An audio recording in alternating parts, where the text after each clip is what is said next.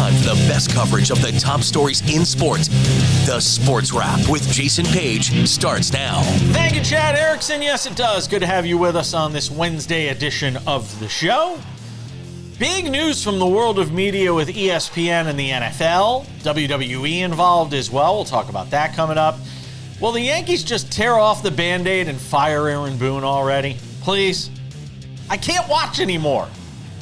More sex toys being thrown on the court at WNBA games and some NFL conversation. And speaking of NFL conversation, we have a very special guest joining us on the show today to begin things. It's Nick Ferguson. And look, that is not Sam Yarnell in the bottom box. I feel like it's Hollywood Squares. In the center square. In the bottom box, it is Robert Littal, who's hanging out with us today from Black Sports Online, the founder, and usually our guest on Fridays is hanging out with us on a Wednesday. So we're going to talk some NFL with Nick Ferguson, who's hanging out with us. He's on location at an undisclosed location. We can't say where it is today.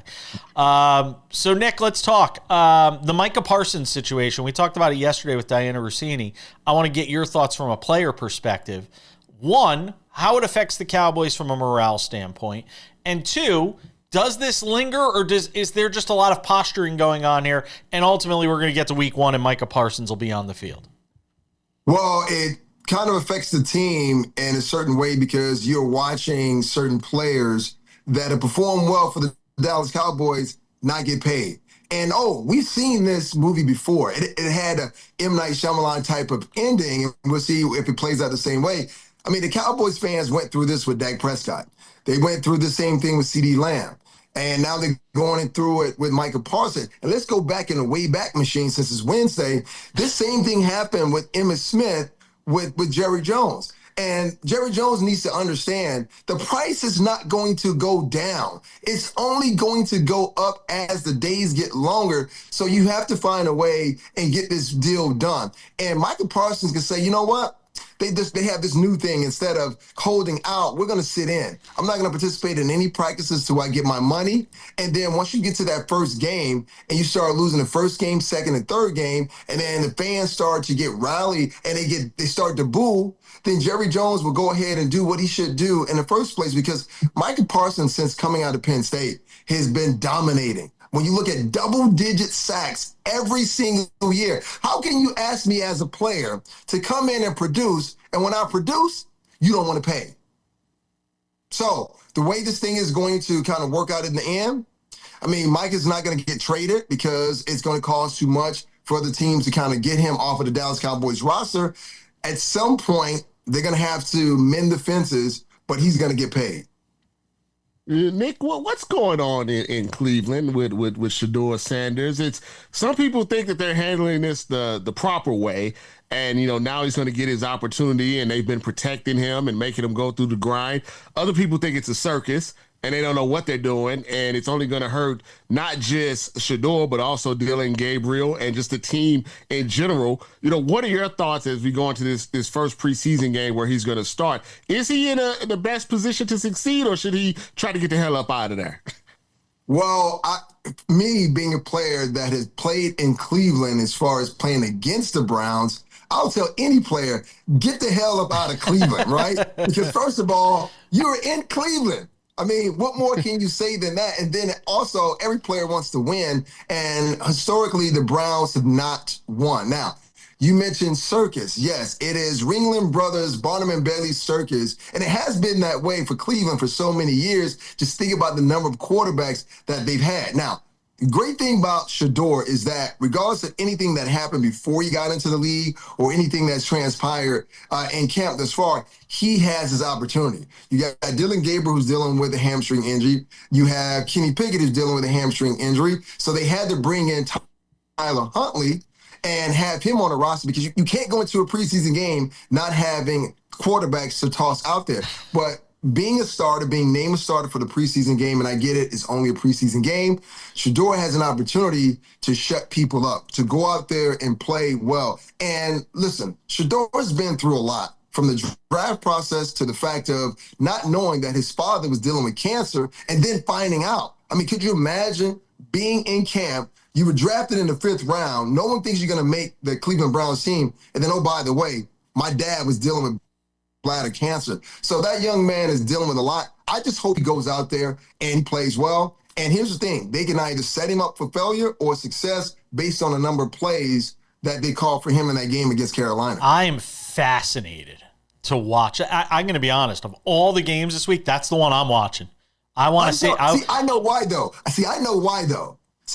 Because you and I have gone through this before. See, you're not a huge Deion Sanders fan. No, but I want to see Shedeur Sanders succeed. I've flipped on this. Oh, no. I've flipped watching this kid go from a consensus #1 overall pick to being drafted in the 5th round, and the shenanigans that took place getting to that point. He's made himself into a babyface now, to use a wrestling term. I'm rooting for him. I want to see chaos in Cleveland. I want to see him go out there and go like 16 of 21. I want to see 16 of 21 for like 190 yards and 2 touchdowns, and everybody in Cleveland going, uh-oh, we got a real problem. And Dylan Gabriel going, uh-oh, I just lost my opportunity at being a starter. And Joe Flacco going, why the hell did I sign with Cleveland? That's what I want to see. And this is why the NFL is so great. It's like, WWE on grass, because everyone loves the chaos. What's going to happen? Yes. So for me, I hope he goes out there and he plays well, because he's going to add more fuel to the fire. Tear it up. Deion Sanders will be the head coach by week 6. Are you kidding? It'd be fantastic. Sign me up for that. You mentioned the Cowboys thing.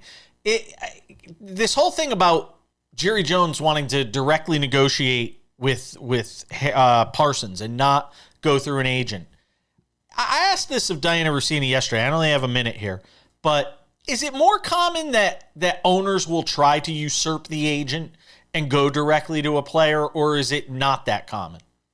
No, it's not that common. Okay. Just think about Lamar Jackson's contract. His mom just happened to be his agent, so it works that well. There are some guys who have in the past have acted as their own agent, so they could do negotiate instead of paying that agent at 3%.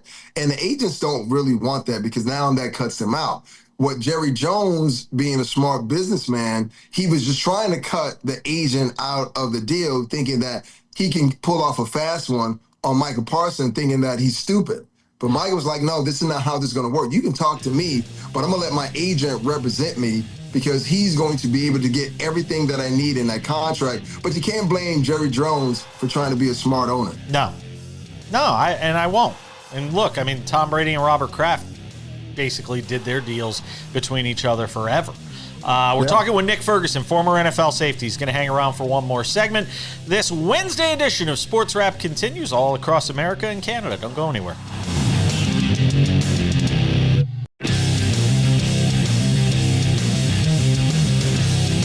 We're hanging out with Nick Ferguson, former NFL safety. KOA Radio in Denver as well. Does a great job there. Since I have you on, we're a few weeks into Broncos camp here. What's the vibe around this team? I know the secondary is somewhat of an issue and something people have discussed. What's the feeling around this team right now? Well, the feeling around the team is defense wins championships. It doesn't get old. It's why the Broncos investing so much in the draft and free agency on the defensive side of the ball. Oh, of course, there was a dash of offensive players with J.K. Dobbins, R.J. Harvey, and Evan Ingram. But Sean Payton understands what side of the bread is buttered on, and that's the defensive side. Now, I'm hoping with all of this, pre-hype about the team, that Vance Joseph, people start talking about him. Because you can't talk about this Denver Broncos team without talking about, one, the defense, and two, talk about the guy who is the architect. But there's a lot of expectations for this team. And for me, this hasn't been done before, but I have the Broncos beating Kansas City twice. Oh, you're crazy. Well, I know. Tell me I'm crazy now. You should be You should definitely be drug tested. Speaking but he really. I mean, hold on. I can't let that go. I can't just let that go. This is a Chiefs team that won 15 games last year. And they're better this year, than they were last year. They've upgraded the personnel. They're going to have a better offensive. Beat them twice, God. Come I want their Okay. downfall. I'm just going to say it. I'm tired of seeing them. Nothing Yes. personal. It's just after a while, it's like, give me somebody else. I can't take any more Travis Kelce and Taylor Swift and how great Patrick Mahomes is, and next you know his wife is screaming at everybody. I can't do it anymore. I mean, Nick, I just want to know what your logic is, Nick. Knicks. I just want to on first take. Nick, I just want to know what your logic is behind saying it. Okay, even though the Kansas City Chiefs made to the playoffs and they made it to the Super Bowl, they didn't look like themselves. Travis Kelce really, I mean, he looked awful in that game. Now, some say that he didn't perform well because his relationship with Taylor Swift, I don't know, but I know he didn't have his best performance. And that was supposed to be the game that the Chiefs won the Super Bowl. He rides off in the sunset with Taylor Swift, but they lost. And that was the reason why he came back. Now, you mentioned that the wins that Kansas City had last year, just look at how they won games, and those games were maybe by one score or less, 3 points or less. The Broncos didn't beat anybody last year, Nick. They were barely winning teams. Like 2 years prior to that, they were just mollywhopping teams. And now the division is close. The conference is close. Just think about the quarterbacks in the conference. You got Allen, you got Lamar, you got Joe Burrow, you got Justin Herbert, right? You got Bo Nix. It's not an easy conference. So just to say, okay, well, the Chiefs is just going to walk away. They upgrade. Rashee Rice is back. No, it is not that simple. And this is why Sean Payton said, you know what? A lot of teams run 11 personnel, and the Chiefs are our biggest bugaboo. So what do we have to do to offset it? We need to go out and shore up our defense. And yes, they did. Trust me. You may not be saying it because you were so in love with the Heinz ketchup bottle being the Chiefs, but I'm telling you, there's a possibility that both the Chargers and the Broncos could beat them twice this season. Don't forget about the Raiders. They got Eugene. They got Pete Carroll.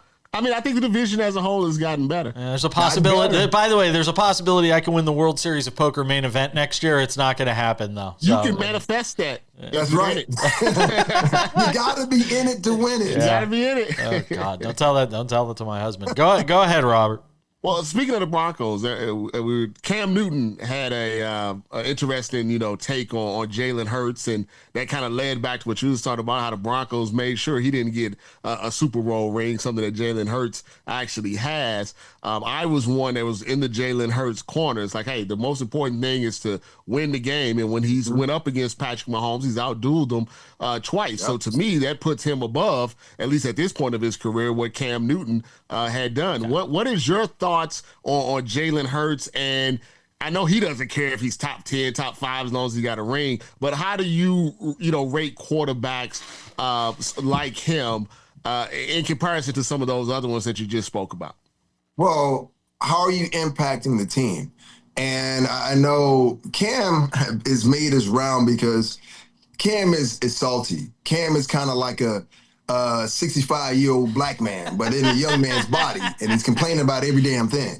And Jalen Hurts has earned his stripes. Like you said, he beat Mahomes twice. The first time they should have won the Super Bowl. And if they do, Jalen Hurts is the MVP.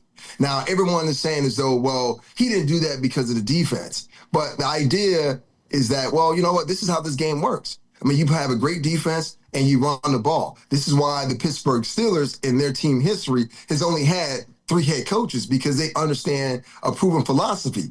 You run the ball and you play great defense. And everyone loves to give the quarterback all the praise. But to me, no, you're nothing without all your surrounding bodies. Like, with Joe Montana is not Joe Montana without Roger Craig, Rathman, Jerry Rice, right? And all those other guys. So I am not one that subscribes to the idea that the quarterback is going to get me to a Super Bowl and win. No, even a great Tom Brady and all his brilliance, he doesn't win those games with the Patriots without a supporting cast. So I'm not one that's going to undermine the success of Jalen Hurts because he has Saquon Barkley. You could just say, well, you know what?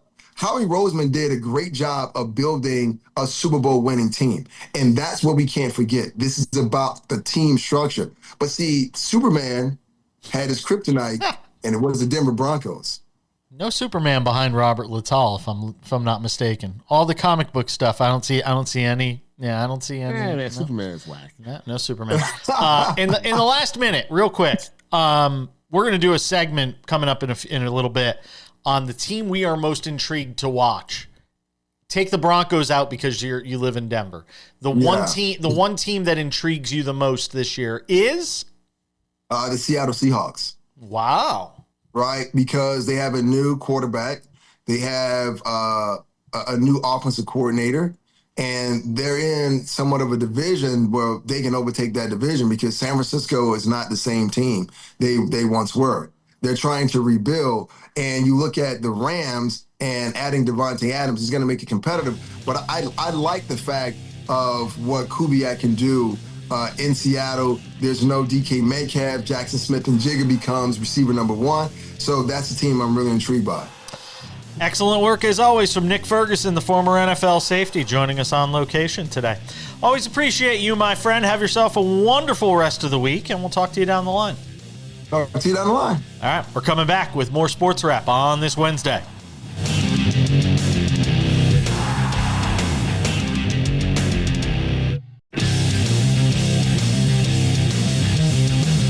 We welcome you back to this Wednesday edition of Sports Wrap. It's not a special edition, but it's kind of special because Robert Littal is hanging out with us for the entire show today. Thanks to Nick Ferguson as well for joining us. Special. It's absolutely special. A little special. Very special. So we kind of teased this news last week because we had gotten wind that it was happening courtesy of our friend Andrew Marchand, who does a great job over at The Athletic, reporting on all things media. ESPN making a huge move along with the NFL on Wednesday. They announced it, that ESPN is acquiring the NFL Network and other National Football Leagues, different various media assets. They're also going to get the rights to the Red Zone channel, which is very popular. It's what I watch every week. The NFL is going to get a 10% equity stake in ESPN. So that was all announced late last night. It's been rolled out today. There's more, though, Robert Littal. It isn't just the NFL that's joining forces with ESPN. It's also the WWE that's joining forces with ESPN, and we'll get to that in a moment. But first, I said this, and I said this last Friday on the half-hour version of the show when this news started to break. It's the end of any objectivity when it comes to ESPN covering the NFL. Let's just get that out there right away. The days of any sort of objective, unbiased, critical media coverage of the NFL, it's over. Well, you know, the E in ESPN stands for entertainment. They don't start with S. You notice that? They start with It's not Seppin. Yeah, it's not Sessman. It's Espin. So the E stands for entertainment, and I think, you know, we've seen over the last, you know, I would say 5 to 10 years, definitely a change in the way that they handle news, the way that they handle stories, the way that they handle reporting. You could tell by the things that they have let go off the air, you know, sports reporters and certain journalists around the horn, things of that nature, that their focus now is just strictly entertainment. And the reason that they have taken over the NFL Network is the NFL is king, and they want more hot takes, and now they have control of that. And so anyone speaking objectively about the NFL, be careful, because we've seen what happened when, you know, certain individuals that on the NFL Network spoke up to Roger Goodell. All of a sudden, their contracts weren't renewed. I just wonder, if you're ESPN, how you spin this. Maybe you just spin it as we are, just an entertainment network first, and we're not worried about hard journalism. And I said this last Friday. I'm going to tell you who scores out of this are places like The Athletic, because I don't know if there's any place left to go for real critical sports journalism. I don't know if there's anywhere else to go. And ESPN does these, you know, like these special things that you'll see on SportsCenter, these nice feel-good stories and things like that. And those are stories, and it's a different type of journalism. But I'm talking anything that is critical, you know, with all the different partners they're in bed with, whether it's the NHL, baseball is coming to an end, it looks like, basketball, the NFL.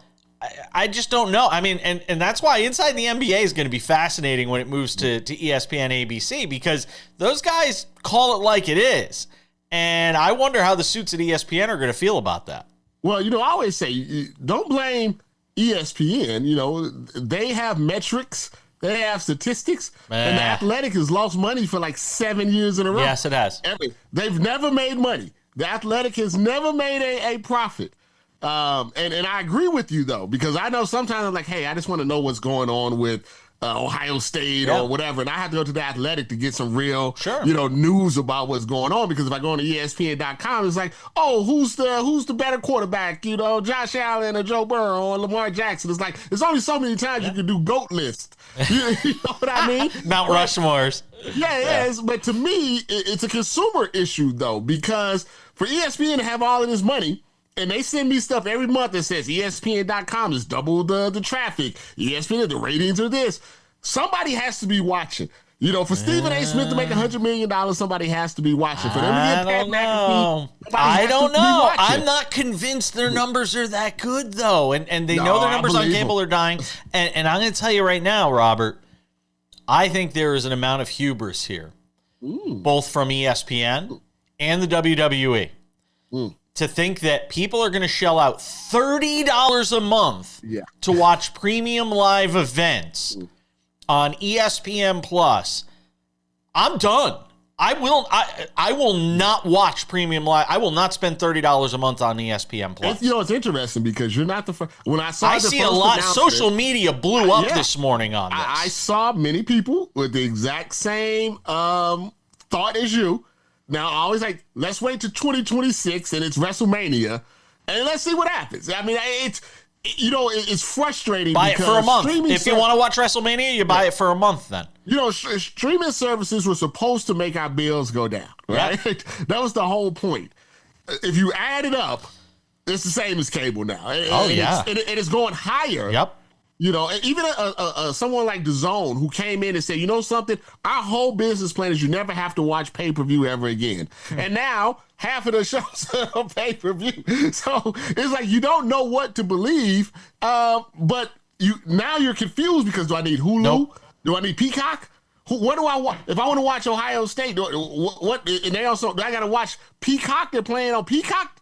How? Why? But Peacock's only $9.90. But Peacock's only $9.99 a month. Yeah, Peacock's there's so many. It's. I understand what the WWE is trying. I mean, they're trying to go mainstream corporate. They want to be the UFC. The TKO is taking over. It's all merged together. The people that are losing out, boxing. Because the ESPN is getting out of the boxing business. Everybody's getting out the boxing business. But it seems like the WWE, even though the quality seems to be going down, they seem to be making profitability moves or going up. Yeah, and I think they're going to lose. I think ESPN and the WWE are going to lose on this. I do not think I don't think ESPN Plus is going to. I think it's going to have problems. They're going to that app that is like, you can get everything without having to have cable. But it's still $30 a month. It's a risky. And you're not getting everything. All you're getting is what ESPN has. So you still have to pay for other things. I'm telling you, it's beyond risky. It's very risky. I pay Stephen A. Smith somehow. Yeah. Good luck. Good luck. I think they're in trouble. I really do. I was texting with Andrew Marchand this morning. I said, I think this is going to blow up in both of their faces, ESPN and the WWE. We're coming back with some baseball. Will Aaron Boone finally get fired? Can we just rip the Band-Aid off? We'll talk about it next. All right, this Wednesday edition of Sports Wrap continues, and it continues with some talk from Major League Baseball. Robert Littal is hanging out on the show today, sitting in for Sam. Do a little baseball. I know you're in the belly of the beast over there with the Dodgers. I am fascinated watching this Yankees implosion right now. Yeah, Aaron Boone can't do anything right. mismanaged again last night. The end of this Yankees loss to the Rangers. They were up, that game was scoreless going to the 8th. Yankee bullpen trying to get them through, and Devin Williams implodes again late in the game. And the Yankees lose 2-0. They've dropped 5 in a row. They haven't won a game since making all those deals at the trade deadline, which is just fascinating. And I keep saying it. If you're a Yankee fan right now, root for them to suck as badly as possible. Because they're not winning a World Series as currently constructed. You don't want the fool's gold of them making the playoffs, getting hot, some things go the right way, and they make the World Series again and they lose again, or they make a deep run and they say, you know what, we'll stick with Aaron Boone for another year. The best thing you could hope for as a Yankee fan right now, the best thing you could hope for is if they're going to flame out, both engines go and you're nosediving. That's what you want if you're the Yankees right now. I think they never recovered from Game 5 of the World Series. That's an interesting I always thought point. that was a microcosm of what's wrong with the Yankees is they're not disciplined. They're lazy. They kind of do their own thing. And that's why when you bring kind of a collection of people, together, the manager, that's why they call him a manager, because he has to manage. Manage egos, manage feelings, manage attitudes.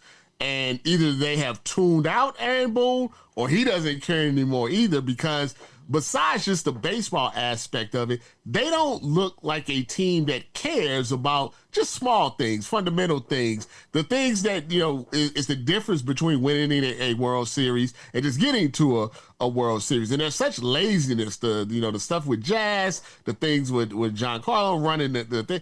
They just, I don't know if it's, if Aaron Judge has to, be a judge and then lay down the hammer or something. Not his personality. Right now, they have a team without a leader. That's not his personality. And you've got a manager who's kumbaya, everything's great, it's all right in front of us, everything's going to be fine, we're really not a bad defensive team, we're really not a bad base running team, it's just the spotlight is on us more. It's every excuse in the land, and there's just no accountability. And he could say all he wants, well, there's accountability behind closed doors. You guys don't see what happens behind closed doors. No, but I see what happens when you're on the field, and it tells us there's no accountability. That's the problem. Something, I get that, because I'm not one that thinks that the manager or the coach or whatever should always publicly get after his players. I do think that's something that you should keep private, try to keep out of the media. But like you said, if it doesn't manifest, on the field, maybe it's time to switch things up a bit. And they need a new manager. There just needs to be a new voice there. And like I said, the only way that's going to happen is if it's a spectacular flame out. They have to miss the playoff. They have to miss the playoffs.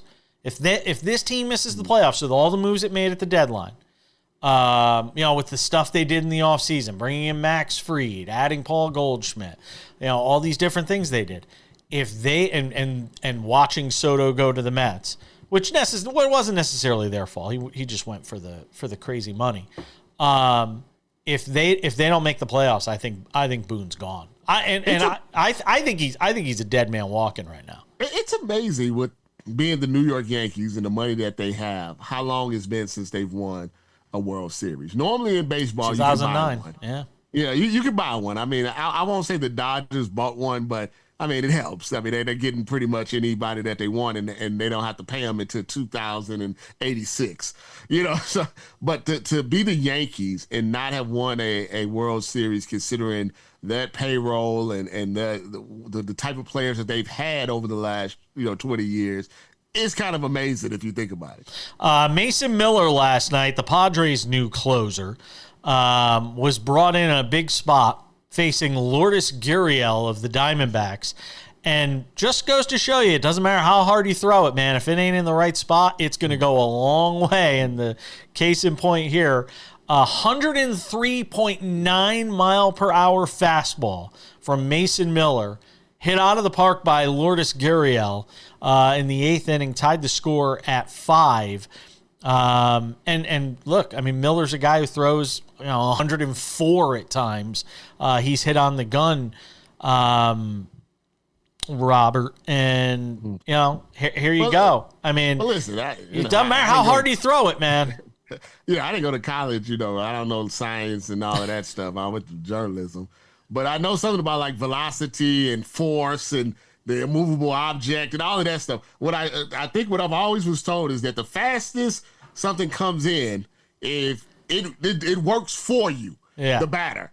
So the harder that you throw it, all he has to do is get the bat on it. Get the barrel on it, yeah. It does all the work for it. There's a scientific formula for that. You just don't know what it is. And I don't have time to go to Chat GPT right now to look it up. But I guarantee you, if you go look it up, there's some sort of formula about velocity and force. And all you got to do is put the bat on it, and it will do all the work for you. It's an advertisement for Chat GPT. Thank you. Thank you, Sam Allman. We got the check. Yeah, I know. No, it is very interesting, though, to see how, all these teams made these changes to bring in different closers. There was more activity around relievers and closers at this trade deadline than I can ever recall seeing. That's because starters only go 4 innings. I hate it so much. I hate it so. Don't make me get on a rant about that. Now you're turning into Cam Newton, just complaining about everything on the front porch, man. Jack Morris, oh my God, he used to go 13 innings, no problem at all. These guys Somebody put up a post. David Ardsma, our friend, put up a post about Bob Gibson. He threw all but 4 potential innings in one season that he could throw. He was basically a complete game every game for 1 year. These guys get the 62 pitches, and they're like, my arm.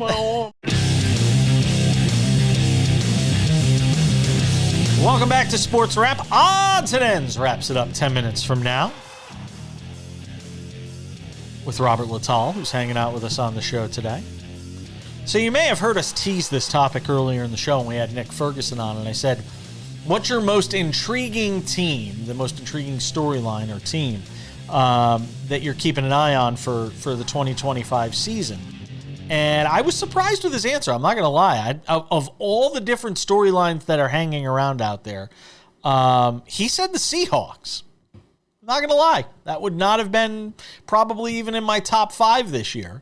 But it was for Nick Ferguson. So, Robert Littal, I ask you on this Wednesday edition of the show, with you sitting in for Sam, what is your most intriguing team? What is the team that you are most anxious to watch how things play out in 2025? The Jacksonville Jaguars. That was on my list. As intriguing to me for 2 reasons. Because I think Trevor Lawrence has been able to fly under the radar for a while. You're the number 1 pick. He really only had one, good year. It's the 5th year of the contract. We got to, it's time to sink or swim. And then, of course, Travis Hunter is fascinating to me. I want him to succeed on both sides because everybody says he can't do it. I would be fascinated to see a 2-way player in 2025 in the NFL. And he's really good at both. This is not like a fullback and this is not like Taysom Hill. This guy's elite at both sides of the ball. I've seen some of his practice videos, and he looks like a player. And, I don't know if Jacksonville is the best place for him. I guess it's better than going to Cleveland.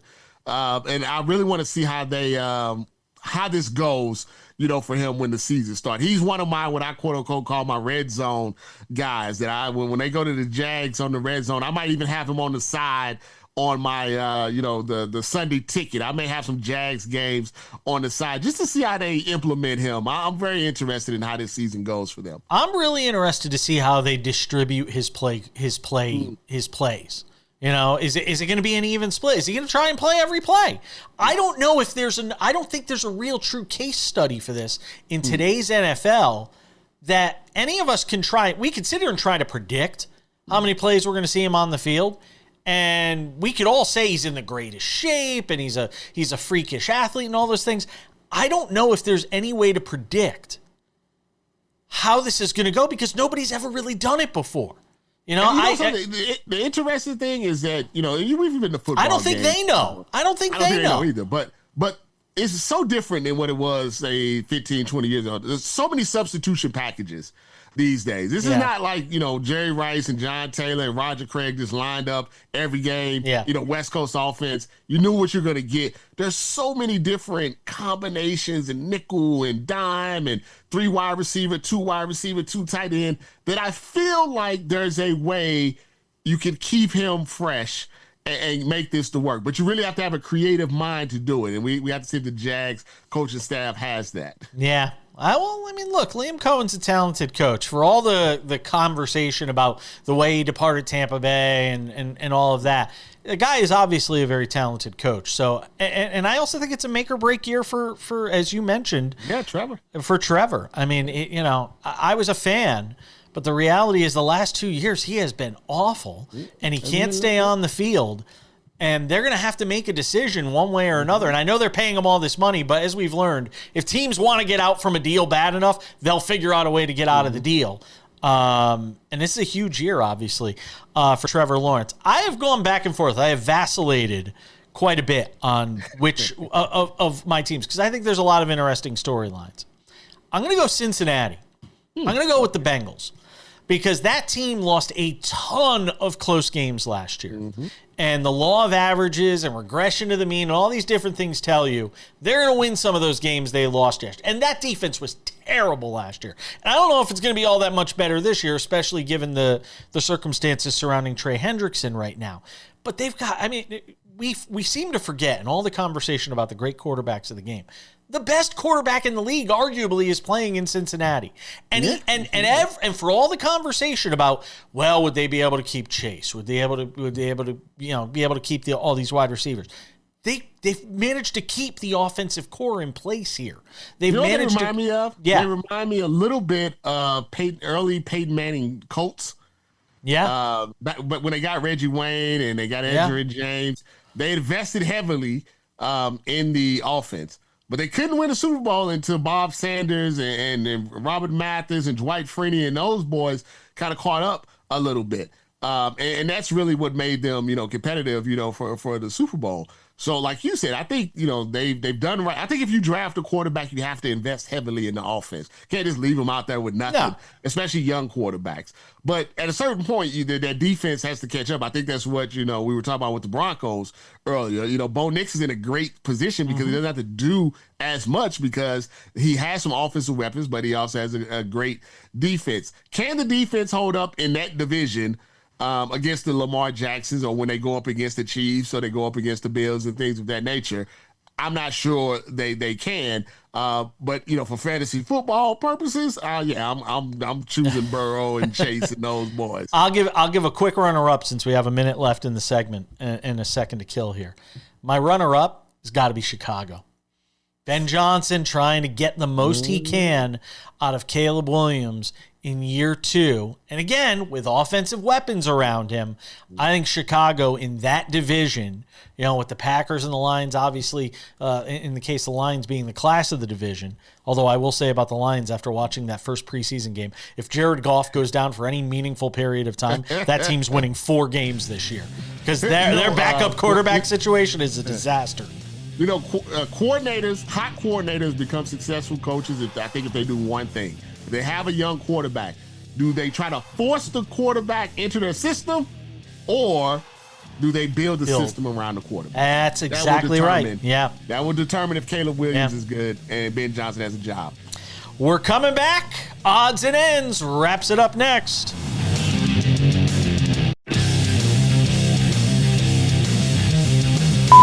All right, just about time to put the wraps on this baby for a Wednesday. Tomorrow is Thursday, because that's usually what comes after Wednesday. And that means our friend David Ardsma, the former big league reliever, will hang out on the show. Get some thoughts with him on all the baseball we can stomach, how the Yankees went and got all these relievers and they still suck. Talk about that too. A couple of reminders. If you have not done so yet, make sure to subscribe to the Sports Wrap with Jason Page podcast. It's available on all your favorite podcasting platforms: Spotify, Apple Podcasts, YouTube Podcasts, iHeartRadio, TuneIn, Odyssey, Amazon. Anywhere you get a podcast, you can get this show.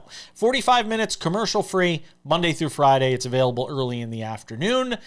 It's great. It's free to subscribe, and we would appreciate it. In addition to being on almost 300 affiliates around the U.S. and Canada, this show is also available to watch on Spotify Monday through Friday, commercial-free, and on our YouTube channel. If you have not subscribed yet to the YouTube channel, what are you waiting for? It's the Sports Wrap with Jason Page YouTube channel. It includes exclusive clips from the show that are not available on television because sometimes conversations run long, interviews run long, and we have to find somewhere to put that content. It's on our Sports Wrap with Jason Page YouTube channel. You can also get Sports Wrap shorts there with me waxing poetic about stories that we couldn't fit into the show. All right, without any further delay, ladies and gentlemen, time for some odds and ends. Odds and ends. Robert Littal. There is an epidemic of people throwing sex toys onto WNBA courts. When will it end? It happened again last night. It happened, one of them reached the court in a game at Crypto.com Arena. And then another 2 were thrown, but didn't make it onto the court at other WNBA games. Is there any end in sight to this? I mean, look, as a guy who doesn't mind dabbling in sort of the, how should we put it, more interesting areas of sports and entertainment, I know this is a story that is right up your alley. Well, let me be clear. This is very childish, okay? And the people that are doing it, they should be punished in some way. But it's pretty good for the WNBA if you think about it. They are getting so much attention these days. Now, granted, it's for random type of things. But, this stuff, this happened in the Buffalo Bills game before. Somebody's throwing it out there. No one would be thinking about throwing out green objects, in the WNBA 5 years ago. I made the case, and I was watching Paige Beckers cross up somebody, and I swear she looked like Steph Curry. She looked like Damian Lillard. She's so good. And it was beautiful. And I've seen some of the passes that Caitlin Clark makes. And I'm just watching these young girls and Angel Reese, the way she rebounds. In 5 years, if they don't blow this, they're going to be a really legitimate place that people are going to want to watch a game on a regular basis. They get their schedule together. These young players that are coming out now are changing the WNBA. Juju Watkins still to come. Yeah, from what I would say a slow, not necessarily aesthetically pleasing to the eye, to this clip is a top 10 on Sports Center type of way. And as that shift happens, and it happened in the NBA, more people are going to watch. So yes, the whole dildo thing is silly, it's childish. It will stop, and so stop talking about it. People will stop doing it. That's how it works. But just the fact that people know I can do this at a WNBA game because I know it's going to get really interesting attention. Point. Nobody would do this if they knew it wouldn't get any attention. Nobody's doing this at an arena football game. You're right. Nobody was doing this 3 years ago at a WNBA game. I know it's backwards logic. Yeah, no, I'm not trying to justify it. It's a very interesting point. But the fact that they know that, I can talk trash to Angel Reese and I'm going to get attention. I can talk trash about Caitlin Clark. I'm going to get. This goes for media too. I can put a graphic up Paige and Caitlin Clark's rookie year together and get 1 million, engagement. The fact that people know this means you're hot. Yeah. It means you got motion. And I like it. And 5 years, don't mess it up. It's a great take. New CBA, new TV contracts, they're going to be must-see TV. It's a fantastic take. Kudos to you. If this were around the horn, we'd be going ding, ding, ding. You'd be getting points. Tony Reality would be giving you points.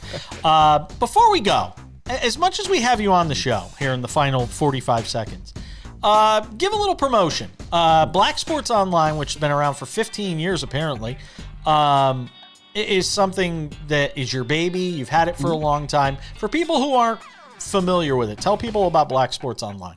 Well, it was very important to me. When I was in college, back at the Ohio State University, of course you know that. Yeah. This internet social media world that we know now is totally different. There was not a lot of minority voices in this space. And to me, I wanted to start something where I gave people an opportunity, including myself, to speak about nationally sports topics from a different perspective.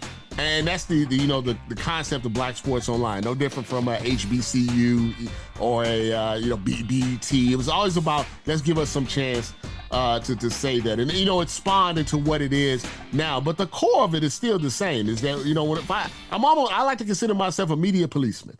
If I feel like there's certain things that aren't right, that aren't being said, or, are being twisted, I want to make sure I get out there and speak on those topics. And hopefully now, because of what Black Sports Headline has done, there's a lot of people that have come behind me that have the opportunity to do it too. Robert Littal, I always appreciate you. We'll see you on Friday.